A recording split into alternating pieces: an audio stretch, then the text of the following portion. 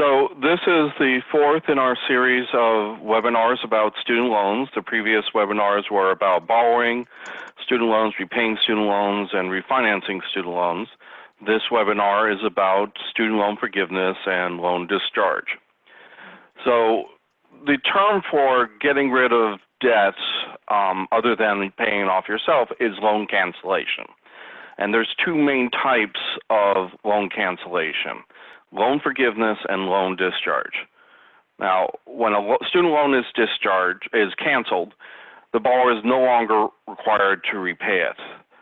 The difference between loan cancellation and loan deferment and forbearances is that loan cancellation is a permanent end to the repayment obligation, while loan deferment and forbearance are temporary suspensions of the repayment obligation.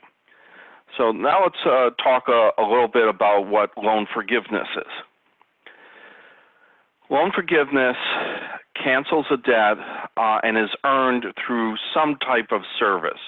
It is often service in a national need area or shortage area, such as addressing a shortage of qualified workers in an area of strategic importance, like teachers in an area that doesn't have enough teachers.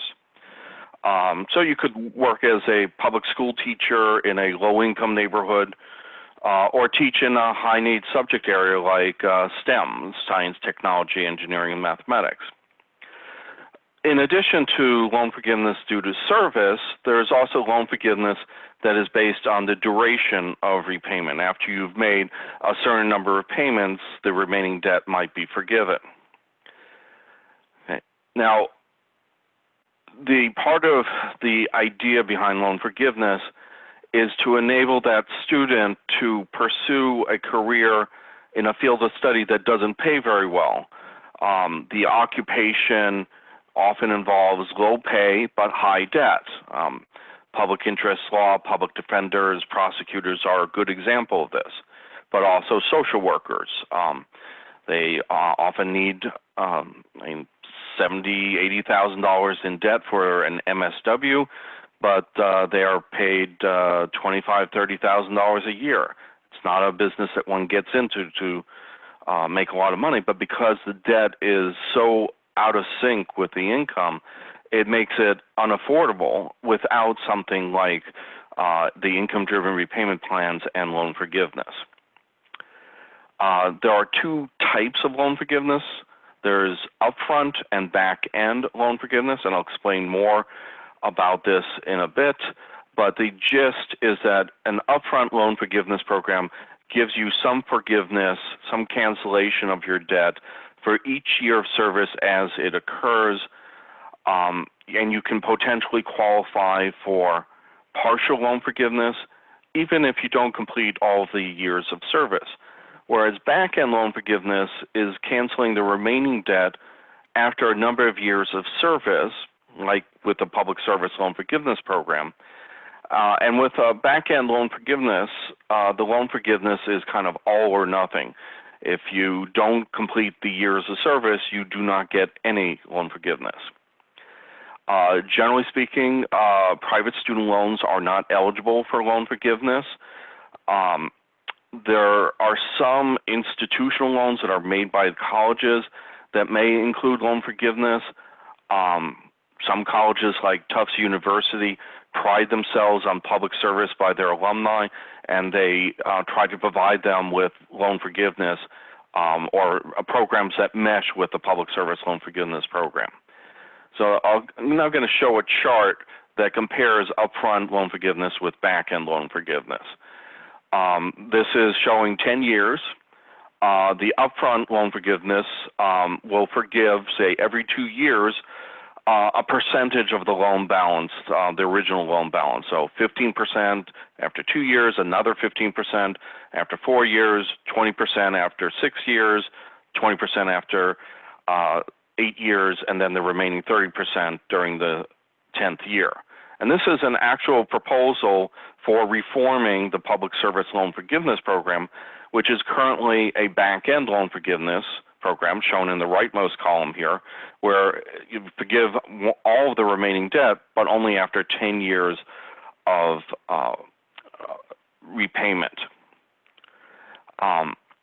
So the most prototypical, best example of a back-end loan forgiveness program is public service loan forgiveness, whereas employer-paid student loan repayment assistance and Perkins loan forgiveness are examples of upfront loan forgiveness. There may also be differences in the amount paid by a borrower in an upfront versus a back-end loan forgiveness. And with the back-end, you are making payments on the loans up until you reach the forgiveness point, whereas an upfront loan forgiveness program may involve paying a lot less. So let's give some examples of some of the loan forgiveness programs that are currently available. I mentioned public service loan forgiveness. It forgives the remaining debt after 120 qualifying payments in a qualifying repayment plan while working full-time for a qualifying public service employer. It's a back-end loan forgiveness program. Teacher loan forgiveness forgives up to $17,500 in federal direct Stafford loans for teachers who teach full-time for 5 consecutive years in certain low-income elementary and secondary schools. It's limited to new borrowers as of October 1, 1998. So all your loans have to have been borrowed after that date. And it provides $17,500 for special education and STEM fields. Otherwise, it's just $5,000. And in some cases, the teacher may need to be a highly qualified teacher with full state certification or licensing, or at least a bachelor's degree and having passed a rigorous state test in the relevant subject matter. Next is Perkins loan forgiveness. Perkins loan forgiveness, there's actually over a dozen different loan forgiveness programs, very individual, and rather than public service loan forgiveness as a whole, it's a lot of individual public service occupations, but it provides upfront loan forgiveness, similar to the example that I showed in the previous slide, 15, 15, 20, 20, and 30% forgiveness, but usually over a 5-year period, not over a 10-year period. Then there is loan forgiveness for volunteer work. AmeriCorps Vista, which is the Volunteers in Service to America, Peace Corps, provide that for federal loans. There's also independent organizations like SponsorChange.org that provide loan forgiveness that you earn through volunteer service. There are health professionals like doctors and nurses can earn loan forgiveness through the Public Health Service Act, the Nurse Corp Loan Repayment Program, the Indian Health Services Loan Repayment Program, veterinary medicine and NIH also have loan forgiveness programs. And there's also the U.S. Navy and other military branches have loan forgiveness for health professionals. Then there's public interest law. Besides the public service loan forgiveness program, there's a public service public interest law loan forgiveness program called the John R. Justice Student Loan Repayment Program. It is organized and funded through the Department of Justice, and it's to encourage people to become public defenders, prosecutors, and participate in other public interest law. Because to be a public defender or prosecutor, you have to have a law degree, which it can involve $100,000, $200,000 in student loan debt, but may have a salary of just $40,000 to $50,000. I mean, a debt-to-income ratio greater than 1:1 means you're going to struggle to repay that debt, and you'll need an income-driven repayment plan or extended repayment plan to afford those monthly loan payments. But even then, your debt is out of sync with your income, making it really, really difficult. But with the public service loan forgiveness, it becomes a possibility. There are loan forgiveness through the Office of Personnel Management, for various employees of the federal government. It depends on the specific department or federal agency that you work for, how much loan forgiveness you can get, but it can be up to $60,000 in total loan forgiveness at a rate of $10,000 per year. You must commit to working for the government agency for at least 3 years. Members of Congress and political appointees are not eligible, but their staff are eligible. It's one of the reasons why people work as congressional aides is to get that loan forgiveness. And it's particularly popular among employees of the U.S. Department of Defense, the Department of Justice, U.S. Department of State, the SEC, Veterans Administration, and Health and Human Services. Then there are military service loan forgiveness programs, often called SLRP after their acronym, and that's up to $65,000 instead of the Montgomery GI Bill. But you have to score at least a 50 on the Armed Services Vocational Aptitude Battery, and it varies by service. Some services provide less loan forgiveness than others. And then there are the income-driven repayment plans. Income-driven repayment plans are used in conjunction with public service loan forgiveness, but if you're not working in a qualifying job, they also provide loan forgiveness after 20 or 25 years worth of payments. That's 240 or 300 payments, depending on which of the 4 income-driven repayment plans you're in. And it is under current law that forgiveness is taxable income to the borrower. Then there are loan repayment assistance programs that are offered by employers primarily, and they're typically providing you with $100 a month towards your student loans. That loan forgiveness, we'll get into a bit, it's nominally taxable but temporarily tax-free.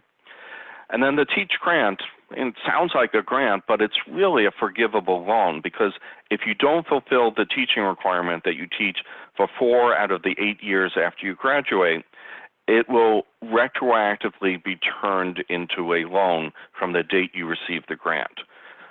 To receive the Teach Grant, you, besides committing to working as a teacher after you graduate, you have to have at least a 3.25 GPA and be in the 75th percentile or higher on a college admissions test, and you're required to teach in a high-need area such as STEM, reading, bilingual education, foreign languages, or special education for 4 of the 8 years after graduation, or it gets turned into a loan retroactively. Now, you can also get loan forgiveness for moving to a particular city, county, or state. I've listed here the states that offer this kind of loan forgiveness. In some cases, I've specified the particular county. They're usually provided as a state income tax credit, and they may be limited to specific occupations or have income limitations.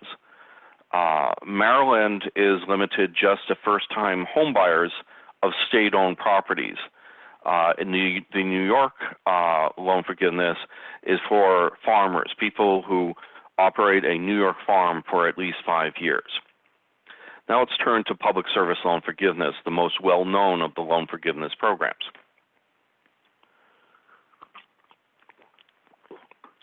So public service loan forgiveness forgives the remaining debt after 120 payments, which is 10 years worth of payments. And there are 4 key elements to public service loan forgiveness. You have to make qualifying payments while working full-time in a qualifying job, while repaying the loans in an eligible repayment plan, and it's also limited to eligible loans. However, this loan forgiveness is tax-free. Now, it's only available for federal direct loans. Loans in the FFEL program and federal Perkins loans are not eligible. However, you can consolidate them into a federal direct consolidation loan so that they can qualify. Private student loans, however, are not eligible for public service loan forgiveness, and there is no way to convert them into eligible loans.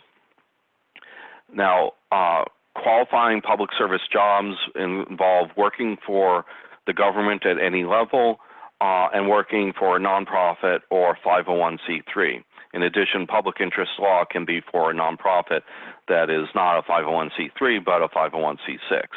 Examples include police, fire, EMT, members of the military, public health, teachers, social workers, public defenders, prosecutors, public interest law, Head Start, and librarians, public librarians, that is. Now, the eligible repayment plans include the income-driven repayment plans and standard repayment.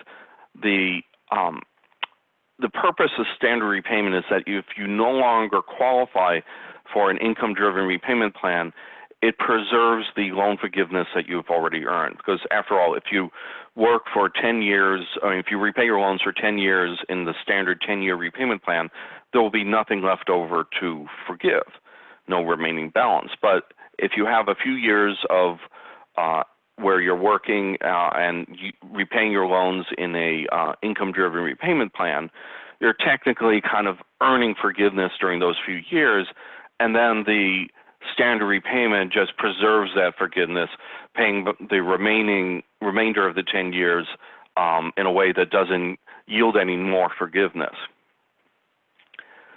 So let's talk about the news over the last few years where very few borrowers have qualified for public service loan forgiveness.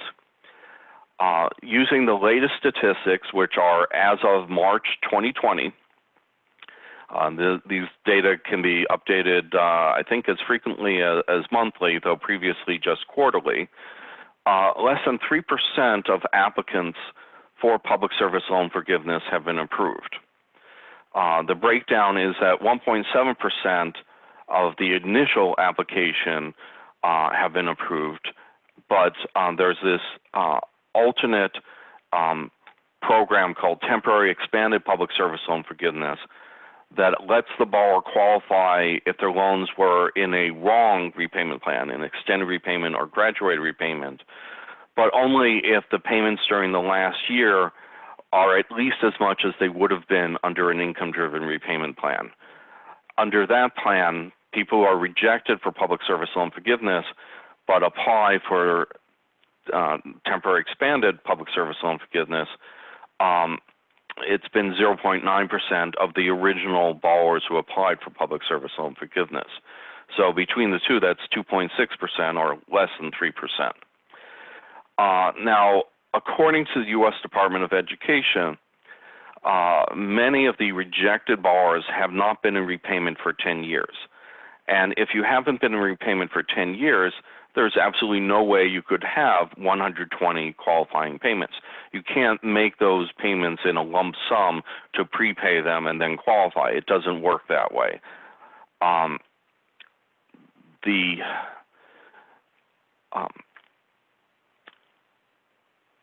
there are a variety of other reasons why borrowers don't qualify. For example, qualifying employment includes working for the government at any level, but that's working directly for the government. If you are working for a government contractor who is not itself a 501c3, you do not qualify because you're not working for the federal government, and the law is pretty specific about that. Part-time jobs don't qualify, except a combination of part-time jobs for qualifying employers will qualify if you work at least a combined 30 hours or more a week for qualifying employers. So if you have two part-time jobs working as a public school teacher for different school districts, and together between them you're working 30 or more hours a week, that will qualify. But if you just have one job and you're working it part-time, that isn't going to qualify you for public service loan forgiveness. Your payments must be made on time, which is defined as within 15 days of the due date, and they must be made at the same time as you're working a full-time job with a qualifying employer, qualifying job, and those payments must have been made since October 1, 2007. Payments made and employment prior to that date don't count. If you are in a deferment or forbearance, those, even if you make payments during a deferment or forbearance, they aren't going to count. So, for example, there is an annual paperwork, an income certification that's required for the income-driven repayment plans. If you don't do that by the deadline, your loans will be put into a forbearance. Unfortunately, and even if you're subsequently submit the paperwork, those previous payments during the forbearance don't count. Now, we talked before that a lump sum payment isn't going to count. It counts technically as a single payment. There are, however, a few exceptions. If you got an education award through AmeriCorps or the Peace Corps, or payments by the U.S. Armed Forces of your student loans, even though those will be made as a lump sum payment, they will count as 12 monthly payments. But once again, those are after a year of service, so you can't really get into a paid-ahead status and do a lump sum. I mean, you can't qualify, have made 120 equivalent payments in less than 10 years. And surprisingly, many borrowers are applying before they've reached the 10-year mark. And your loans have to be eligible. That means loans in the direct loan program. The FELP loans and Federal Perkins loans do not qualify except if you consolidate them into a direct loan, but that resets the payment clock to zero. So if you were in a Federal Family Education Loan Program loans and you were in the income-based repayment plan, but that doesn't qualify because your loans aren't direct loans, and then you consolidate them into the direct loan program, the years that you were in income-based repayment before don't count. And private student loans are not eligible. So on our site, we have loan forgiveness calculators. We actually have 4 income-driven repayment plan calculators, and each of these implements a public service loan forgiveness. So you can use it to see where, how much loan forgiveness you might earn under various assumptions. Because obviously, income-driven repayment is over a number of years. We make assumptions concerning how much your income is going to change over time, and we base the calculations on those estimates. So this particular snapshot is showing you the results of the Pay-As-You-Earn Repayment Calculator, otherwise known as PAYE. That's what that middle column, why it's headed with that acronym. And this is with Public Service Loan Forgiveness. The original column just shows you standard 10-year repayment. And we're assuming that you're a single borrower with $45,000 in annual income, $35,000 in student loan debt at a 5% interest rate, a family size of 1, and that you live in the continental U.S. Your annual income is adjusted by 3% a year, and the inflation rate is 2%. A lot of details to provide there. But then based on the calculation of the monthly payments under PAYE, you're going to save about $14,000 in your total payments over the life of the loan. The loan forgiveness amount is a little bit higher than that because based on when you make those payments, interest is accruing and gets added to the loan balance. So because your payments are lower, you're actually getting more forgiveness relative to what you would have paid had you not earned that loan forgiveness.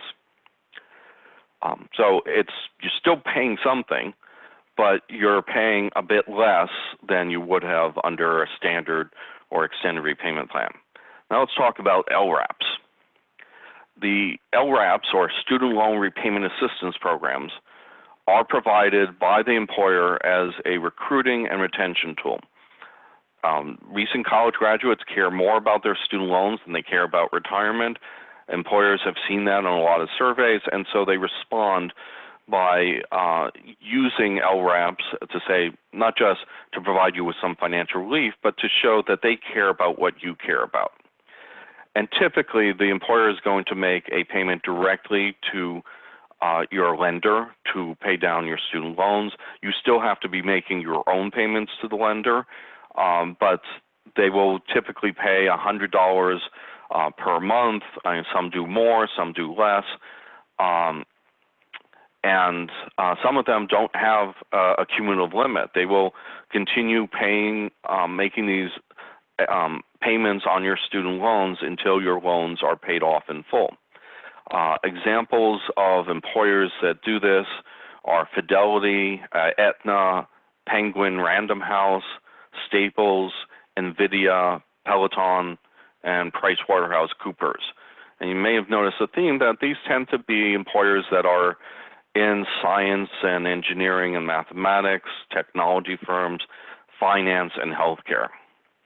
Now, the LRAPs are currently tax-free because the CARES Act, in response to the pandemic, added an exclusion from income for employer payments that are made between March 27 of 2020, the date the CARES Act was enacted, and December 31 of 2020.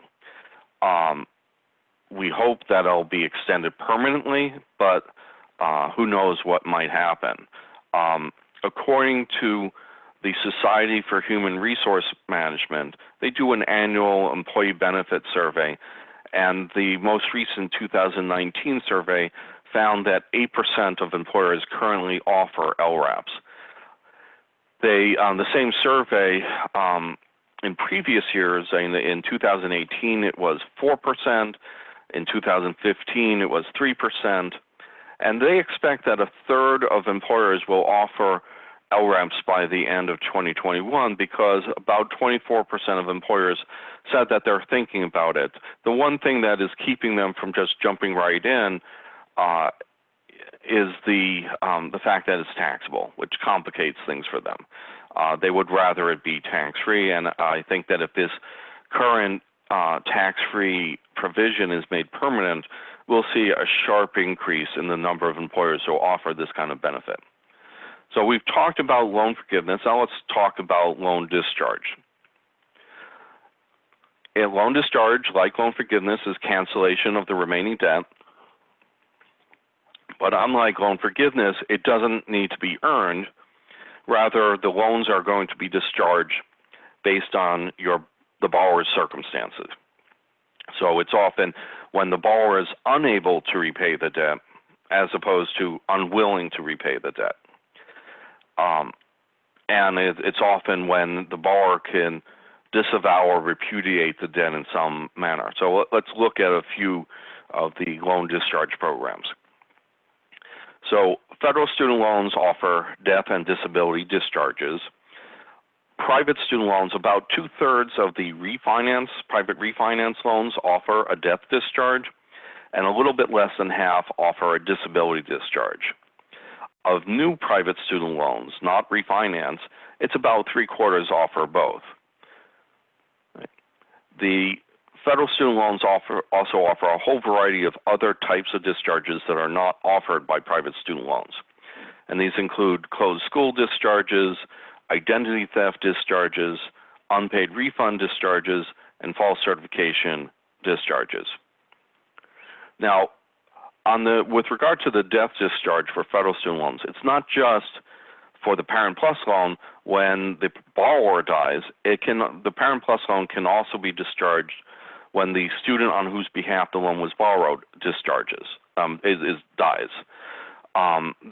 That is not the case, however, for the disability discharge. If the student becomes disabled, the parent still has to repay the Parent Plus loan. I'll discuss the total and permanent disability discharge in greater detail on the next slide. Bankruptcy discharge is extremely rare because it requires that repaying the loan impose an undue hardship on the borrower and the borrower's dependents. Generally speaking, courts require one of two tests, the Bruner test and the totality of circumstances test. And both involve a current inability to repay the debt and that is expected to last for most of the life of the loan.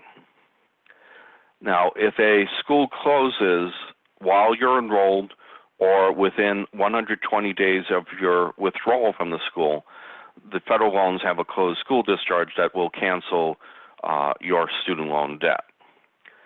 The false certification discharges, and obviously identity theft is one of them, where in some cases you have to, the person who committed the identity theft has to be prosecuted, and oftentimes this is a family member, which is why it is not very commonly used to discharge student loan debt, because most people don't want to see the relative go to jail for conducting identity theft. The second and third one here, ability to benefit and disqualifying status, relate to student eligibility. If the student was not actually eligible for the loans when they received the loans, like they didn't have a high school diploma or the equivalent, then those loans can be discharged. Unauthorized signature is similar to identity theft. Unauthorized payment is when the school drew down the money but wasn't actually authorized to do so. Unpaid refund, if you withdraw from school, some amount of your financial aid is earned, and the unearned aid must be returned to the source. There's a preference order that has it returned to the lender on loans before grants. If the school never actually returned that money to the lender, that amount of the debt can be discharged once this is discovered. Relatively recently, starting in the Obama administration, there was a defense to repayment, which is actually a very old piece of the law that was used very rarely until the latter part of the Obama administration. A fair number of loans were discharged under the defense to repayment, which not only discharges the remaining debt, but it even returned the original amounts that had been paid by the borrower. During the Trump administration, pretty much nobody has received any cancellation of debt under the defense to repayment, and they recently issued new regulations to try to change it from full cancellation of the debt to prorated cancellation of the debt, and this is being disputed in several court cases. And then finally, there's a discharge for students and parents who are spouses and parents of a 9/11 victim. And then with regard to the defense repayment, the college has to have violated state law by misrepresenting their educational services or engaging in some other misconduct relating to their educational program or federal student loans. Like if they lied about job placement numbers, that's a fairly common example. So now let's talk about the total and permanent disability discharge. First of all, only federal loans are eligible for the total and permanent disability discharge, but some private loans offer a similar discharge. Parent Plus loans may be discharged because of the parent's disability, but not because of the student's disability. Now, there's three ways to qualify. The first involving a VA determination that the borrower is unemployable due to a service-connected disability or disabilities that are 100% disabling. Social Security Administration is another one where if you are eligible, if the borrower is eligible for Social Security Disability Insurance, SSDI, or Supplemental Security Income, SSI, both of which are disability related, you are considered to have a total and permanent disability if the notice of award or the benefits plan inquiry shows that your next disability review is at least 5 years in the future. Then you are considered to have a total and permanent disability.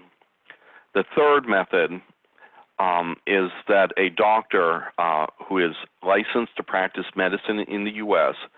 must certify on the discharge form that the borrower is unable to engage in substantial gainful activity due to a physical or mental impairment that has either lasted for a continuous period of 60 months, 5 years, or can be expected to last for a continuous period of 60 months, or can be expected to result in death.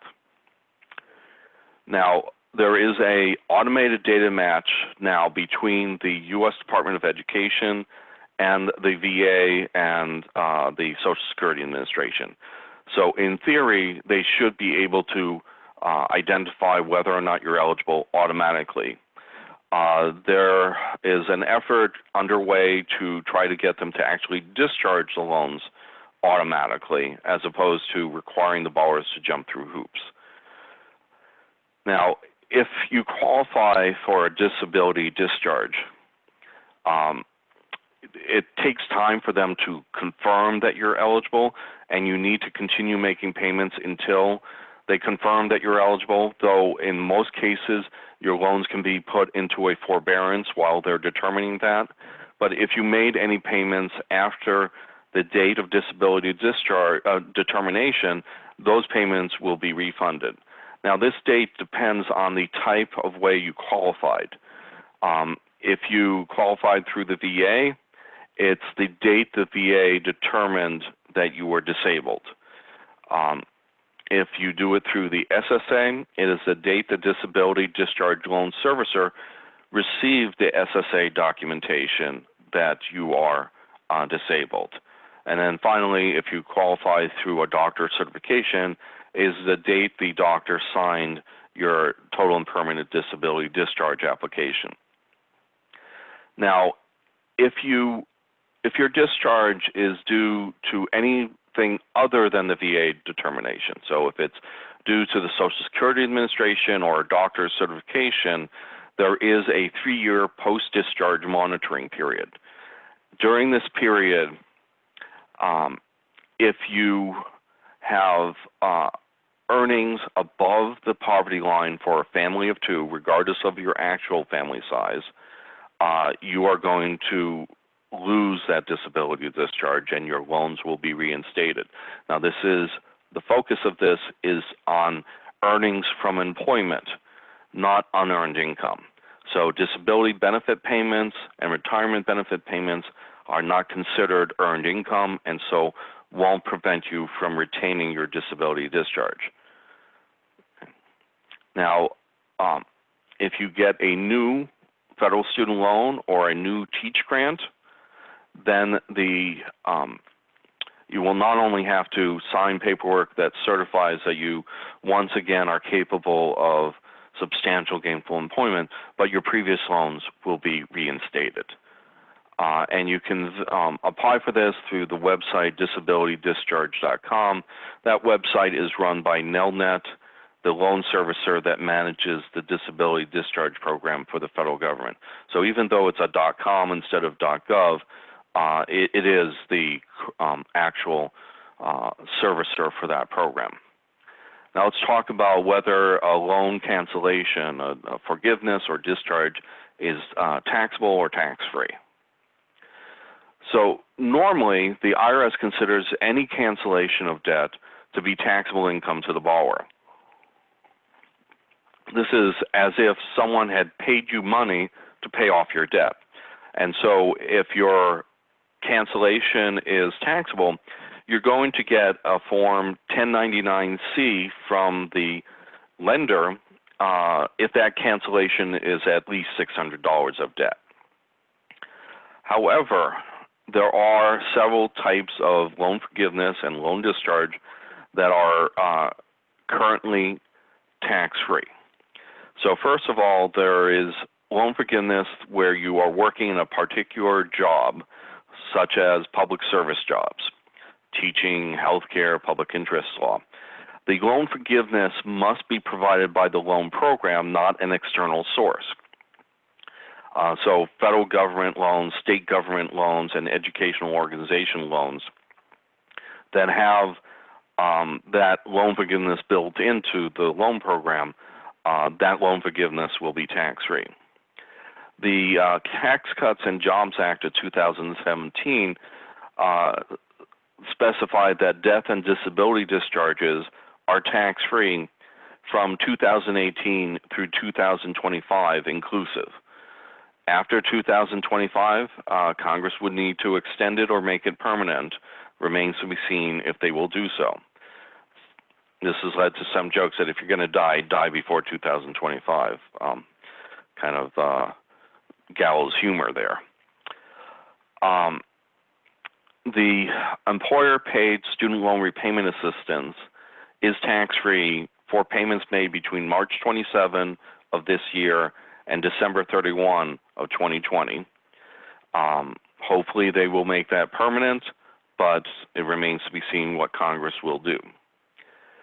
Now, there are several types of taxable loan forgiveness. In particular, the 4 income-driven repayment plans that provide for cancellation of the remaining debt after 20 or 25 years in repayment, that is taxable under current law. And it doesn't seem like Congress is in any hurry to change that. Okay. But let's suppose that you have a tax liability because of loan cancellation after that 20 or 25-year period. In some cases, that cancellation can be forgiven or reduced. Now, what's happening with these income-driven repayment plans is you're effectively substituting a tax debt for the education debt when the education debt is canceled. The tax debt is going to be lower than the amount that you owed on your student loans. But there are 2 circumstances where you can get that waived or reduced. One is if you're insolvent. If your total debts exceed your total assets, you can apply for forgiveness of that tax debt. It's IRS Form 982, and there's an entire IRS publication, 4681, that deals with this. There's also the ability to make an offer in compromise. If the IRS doesn't cancel your debt because you're insolvent, or you know that you're not insolvent, but it would be difficult for you to afford to repay that tax debt in full, you can make an offer to the IRS. Usually it's best to have an accountant or tax attorney help you with this, but it's IRS Form 656 that you use to make that offer, and the IRS may accept it or they may not. And then finally, the IRS will offer you a payment plan for repaying that tax debt if you can't afford to pay the lump sum. These payment plans are for up to 6 years, and there you would use IRS Form 9465. So now let's talk about the future, what might happen. The HEROES Act includes a proposal for loan forgiveness. This is the follow-on to the CARES Act. And the proposal is to forgive up to $10,000 of federal student loans soon after enactment of the law, and forgiveness of up to $10,000 in private student loans within 90 days of September 30th of 2021. And the forgiveness is going to be applied first to the loans with the highest interest rate if the borrower does not specify otherwise. Originally, this was going to be for all borrowers, but then there was a manager's amendment where they restricted it to just the economically distressed borrowers. And that is as of March 12th of 2020, so it's not whether you're currently economically distressed, but whether you were prior to passage. And that includes whether you were in an income-driven repayment plan or could have been in an income-driven repayment plan, which generally means that your income was less than 150% of the poverty line for your family size. For a family of 1, that's about $19,000. Family of 2, it's about $25,000. Family of 3 is $32,000, and a family of 4 is $39,000. So if your income was below about that threshold, you would potentially qualify. If you were in a serious delinquency, which is 90 or more days delinquent, or if you were actually in default on your student loans, which is 120 days for private student loans and 270 to 360 days late on federal loans, then you would be considered economically distressed. If you were in an economic hardship deferment, unemployment deferment, active cancer treatment deferment, or forbearances, you would qualify. Now, the forbearances are limited. If you were in a medical, dental, internship, or residency, or if your debt burden is more than 20% of your income, or if you were serving in AmeriCorps. So it's not all forbearances, it's just some of the forbearances. Or if you are in active duty military service and the federal government is making payments of the interest on your loans, there's a very specific program that the DOD uses to do that. If you qualify for that, you're considered economically distressed. So this, all told, is about half of the borrowers with student loans outstanding. And so that cut the cost of the proposal from $450 billion to about $200 billion. And that was part of the motivation for them to implement that change. It was partly philosophical. They wanted to target it at people who have the greatest need, but also they were concerned about the cost in a bill that was already $3 trillion. Now, this legislation has passed the House of Representatives, but is stalled in the Senate. As we get closer and closer to the elections, where all members of the House and 1/3 of the members of the Senate are up for re-election, they will be more likely for the Senate to pass something. A lot depends, though, on what the senators want to do and how much pressure they get from their constituents. Now let's talk a little bit about other loan forgiveness proposals. So the various presidential candidates have different positions on loan forgiveness. Joe Biden is proposing to forgive undergraduate student loan debt at public colleges if the borrower is earning less than $125,000 a year, but only for tuition-related federal student loan debt. I'm not sure what that actually means, tuition-related. There's no practical way of distinguishing tuition debt from non-tuition debt. So this will probably change in the implementation if it ever gets implemented. In addition to public colleges and universities, it also includes historically black colleges and universities and minority-serving institutions. Graduate student loans and private student loans are not eligible. This is in contrast with President Donald Trump, where in each of his budget requests, he has proposed repealing public service loan forgiveness. So there's kind of a diametrically opposed positions on loan forgiveness.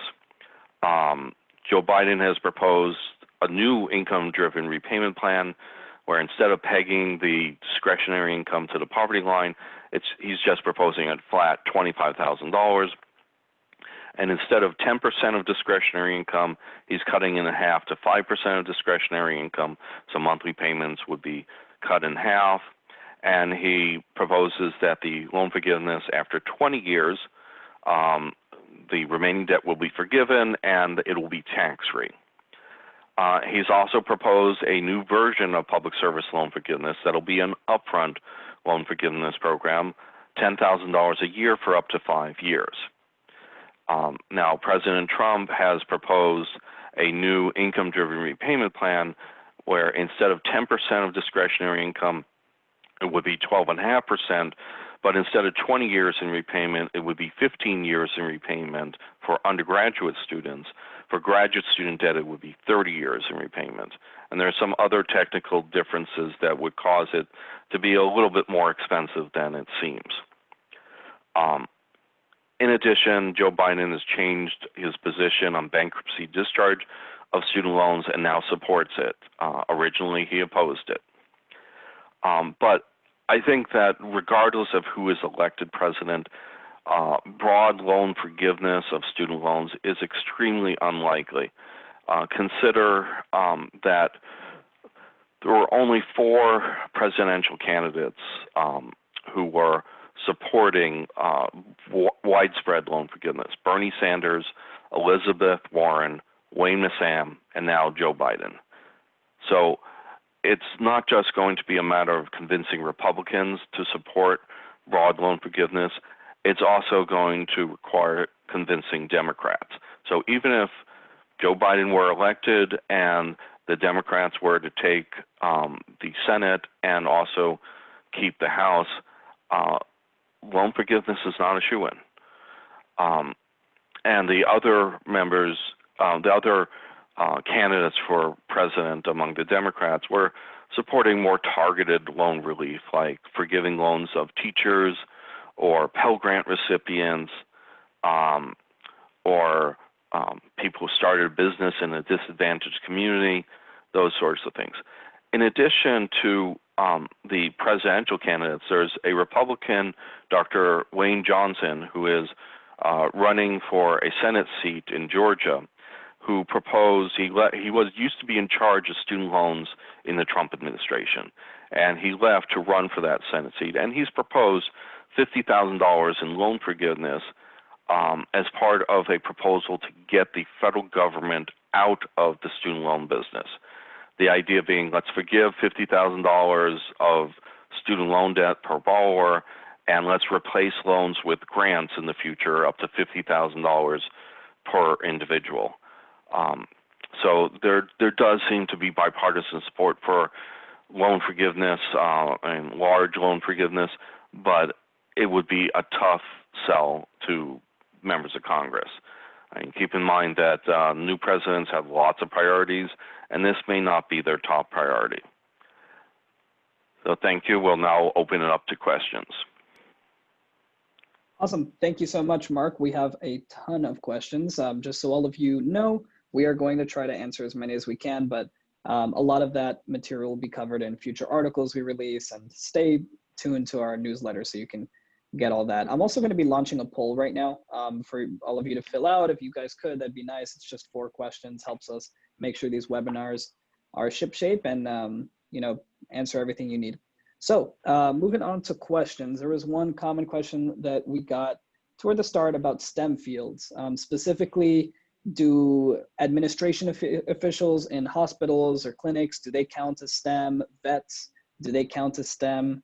And what about a nurse working for Atena? So could you clarify what that definition of STEM means, Mark? Okay, so STEM is anybody working in that field, and that can include administrators and management, not just people who work in the actual field. So if you're a STEM manager, you're working for an employer whose sole focus is STEM, then that potentially will count. A lot depends on the specific details of the position. The way to tell whether or not your employment is qualifying is there is an employment certification form that you have your employer complete. You send it in to the servicer who focuses on the Public Service Loan Forgiveness Program, and they will review that, and if they confirm that you're eligible, you will get that form back saying that your employment is eligible and that your payments to date have been eligible. I recommend filing that employment certification form at least once a year and anytime you change jobs. What was the second part of the question? The second part was just, do vets qualify as well? Depends on the specific loan forgiveness program. There is a loan forgiveness program for veterans. For you veterinarians or veterans? Yes, veterinarians. Yes, I should clarify. Yeah, right. So there is one for veterinarians. There also are loan forgiveness programs for veterans too. Gotcha. That actually kind of segues into another question we got a lot. A lot of people are asking, there are a lot of programs and you list a lot of them on your slides. Is there one central place where people can look and, kind of see what is available and like a list of sorts to what their options are? Well, on our website, we have the complete guide to student loan forgiveness. It's a collection of articles that we've written about different types of loan forgiveness, and there's one main article that links to all the other articles. Okay, great. Yeah, and just so all of you know, I will be sending that guide, and you guys can also look at the articles on our website. Okay, another question we have, somebody, they're close to their 10-year mark, working at a nonprofit government agency, but they were on maternity leave for 7 months and had to work part-time. They're trying to qualify for the public service loan forgiveness program. Does that being on maternity leave, how does that impact their qualification? Okay, so the payments for public service loan forgiveness do not need to be consecutive. You can have gaps in between. However, if you're on maternity leave and you're not full-time employed, that maternity leave is not going to count.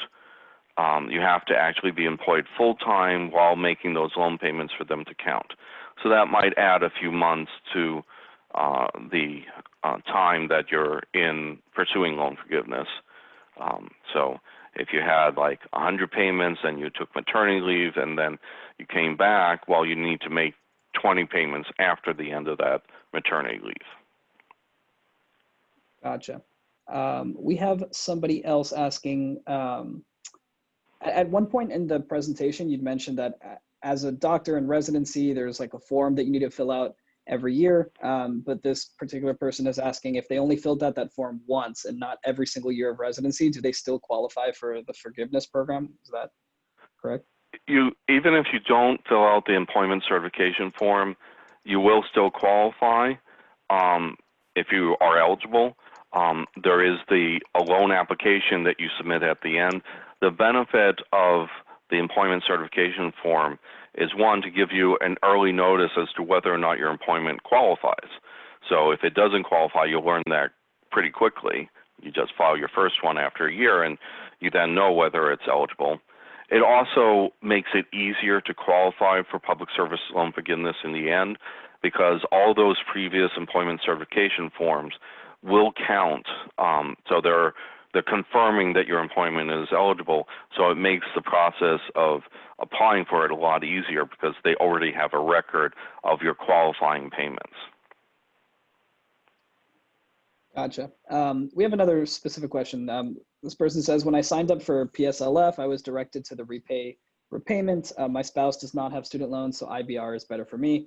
I was told that I can start with repay, switch to IBR before my income is recertified, and have the payments made under repay count toward my PSLF program. Is that right? That's correct. So your time in any of the 4 income-driven repayment plans will count towards public service loan forgiveness, and you can switch from one of those repayment plans to the other. Generally speaking, the pay-as-you-earn repayment plan is going to yield the lowest monthly payment if you're eligible for it. Otherwise, if you're not eligible for pay-as-you-earn repayment, it's either going to be income-based repayment or revised pay-as-you-earn repayment. The key difference between the two is that with income-based repayment and pay-as-you-earn repayment, if you file your tax returns and marriage filing separately, only your income counts. Whereas in the repay program, if you it's based on the borrower's income and the spouse's income, regardless of how they file their tax returns. They can be filing separately or filing joint. It's still going to be the joint income that is the basis for the monthly loan payments. And then the other key difference is there's a cap on your monthly payments under income-based repayment, whereas there is not under repay. So if your income grows under income-based repayment, your monthly payments will not exceed the standard 10-year repayment plan amount, but under repay, it can grow as your income grows without any limitation. Gotcha. And then one last question. If you work full-time at a qualifying employer, but part-time at a for-profit entity, for instance, retail at Target, does the for-profit work negate the nonprofit work? Right. So first of all, because you're working full-time at for a qualifying employer, that does count towards the public service loan forgiveness, regardless of whether you have a side job or not. But your monthly payments are based on your total income, not just your public service income. And so that part-time job increases your income, which will increase your monthly loan payment and thereby reduce the amount of forgiveness that you earn. Okay. Yep, that's all the questions we have time for. Like I said initially, we will be publishing articles and materials that help you guys out with all these questions that you have. And thank you for joining, Mark. I don't know if you have any final thoughts you want to leave the audience with. Just that I will be writing answers to every single question that we received, and we will be publishing articles that answer those questions. And obviously not anything that's personal identifying information. We'll make the answers a little bit more generic so that we're not revealing any private information. But there'll be at least one article that's answers to questions about loan forgiveness or something similar as the title. And we may turn specific questions that require a more detailed response into standalone articles. But we'll, just as we've been doing with the previous webinars, we'll be writing a whole bunch of articles to answer all of your questions. So look forward to seeing those articles. We'll send them out through our newsletter and to also all the participants in these webinars. Sounds great. Thank you everybody for joining, and have a lovely Tuesday.